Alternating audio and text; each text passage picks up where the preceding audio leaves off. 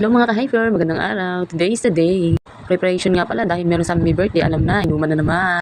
Maaga nang naligo para fresh at mamaya inom na lang. Charis. Ito na nga, nag-aayos na ako at ako'y papunta na din sa bahay nila mama at ate. Walking distance lang pala yun sa amin. Ganito kasarap yung mga kapitbahay mo lang, yung kapatid mo, mga magulang mo. Anytime na gusto mong pumunta. Tulungan kami palagi, masaya lang. So ayun na nga, sisilipin natin ang bahay nila ate at ng mama ko. Yan na, may tindahan na ate ko, lagi ako nagbabantay dyan. Ito na nga, mga paborito kong handa, puro seafood, may mga hipon, pusit, talangka. Alam na, ang sarap ng pulutan mamaya, may isda pa, tsaka mga manok. So i-ready ko na mamaya ang aking bahay alak. Happy yarn. Sarap-sarap ng mga ganyang food trip, no?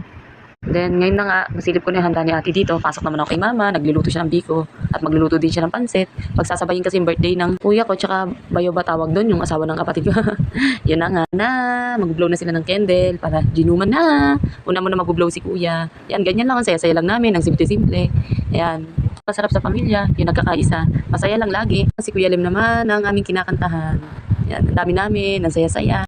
Punong-puno ng pagkakaisa at pagmamahal. Ganyan kasarap ang mayroong buong pamilya na masaya lang.